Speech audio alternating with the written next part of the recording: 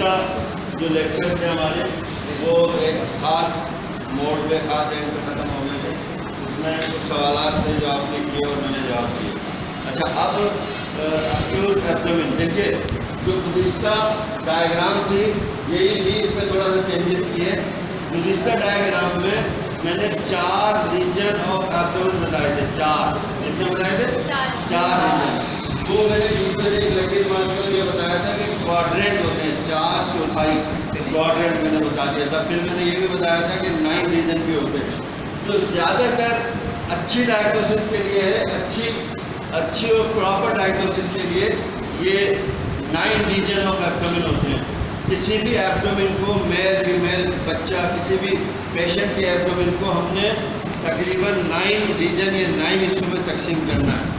वो 9 हिस्से कौन कौन से होते हैं ये रीजन मैंने लिखे हैं। एपीगैस्ट्रिक रीजन, एपीगैस्ट्रिक रीजन याद रखिएगा। जब भी मेडिकल टर्मिनोलॉजी में एपी लफ्ज आता है, एपी का मतलब है जैसे ये इसका इस हाथ का नाम रखते हैं हम, और हाथ का नाम रखते हैं लेफ्ट हैंड।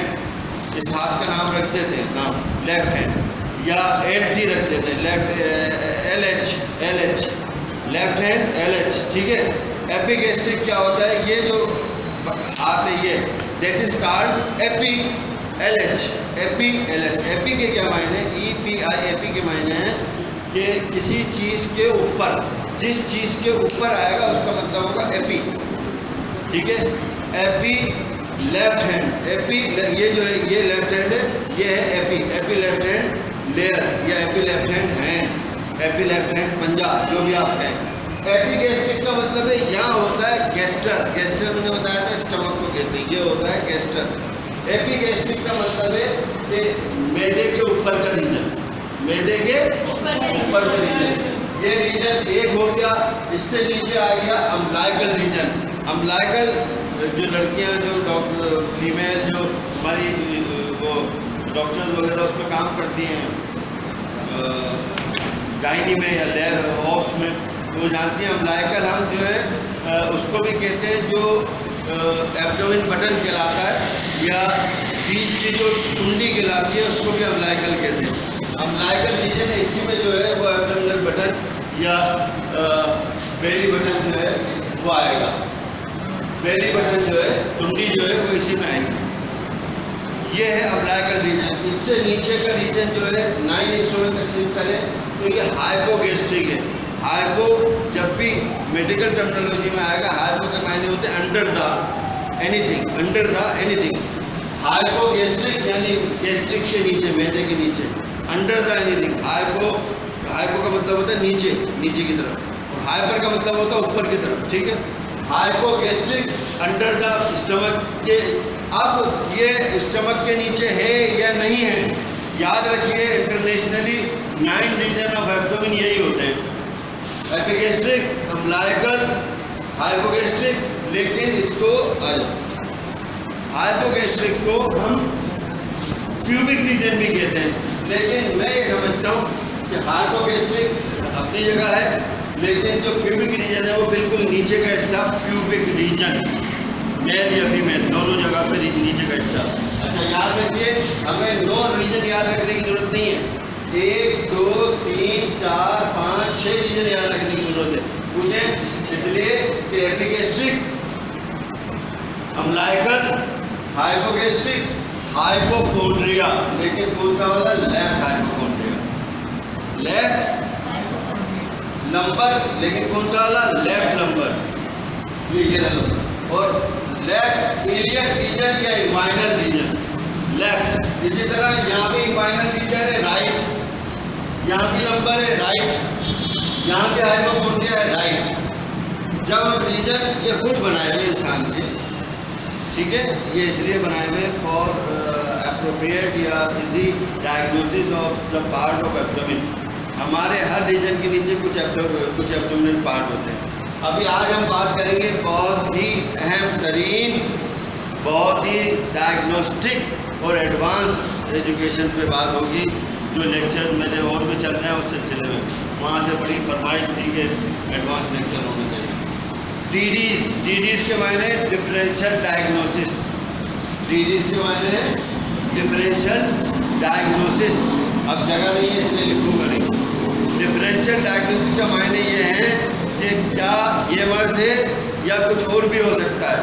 मिसाल के तौर पे अगर हाथ पे सूजन आ जाए अचानक, तो क्या ये कोई सुई चुभी है, किसी कीड़े ने काटा है, या खुद ही हो गया, या कहीं सोते में लग गया, क्या हुआ है, ये सारी चीज़ें क्या हुआ है ये डिजीज है। क्या क्या हो सकता है ये है डिजीज, क्या क्या हो सकता है मुमकिन वो डिजीज है। डिजीज से मुराद डिफरेंशियल डायग्नोसिस।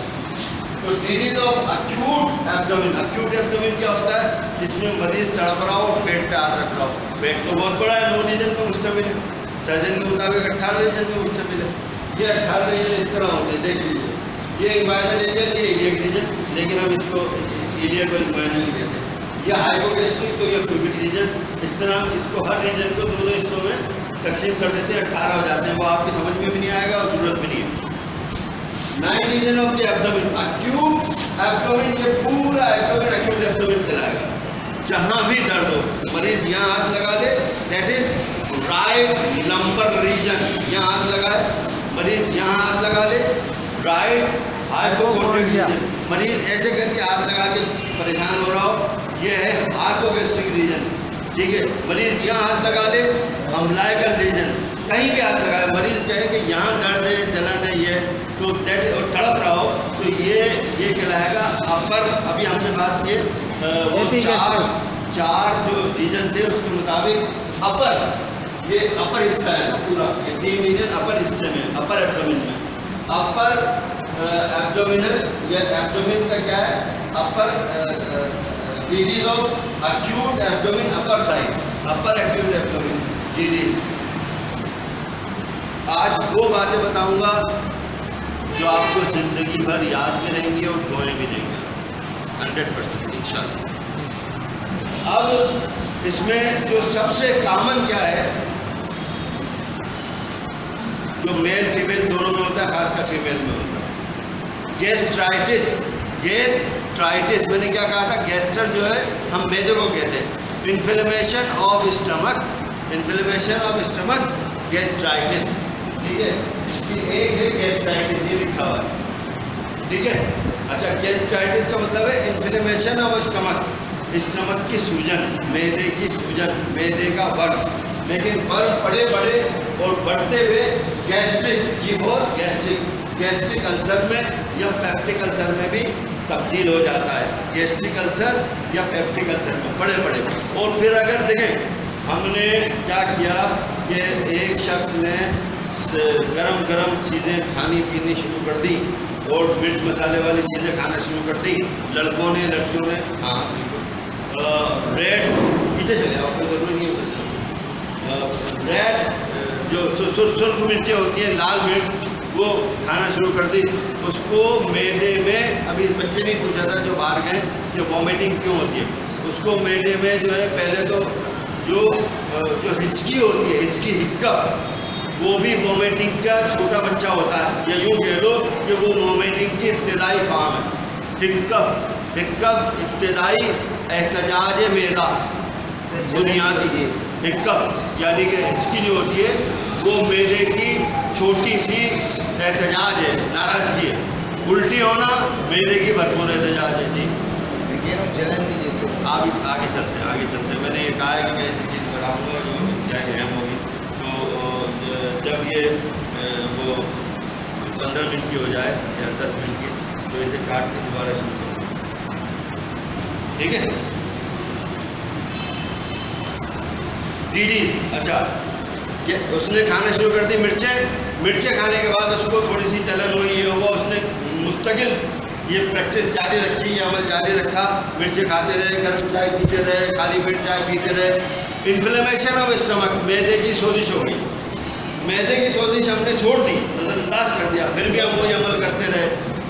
अच्छा, इस अमल में खाने पीने के अलावा स्ट्रेसफुल लाइफ भी है, स्ट्रेस, तनाव ज़्यादा ज़िंदगी,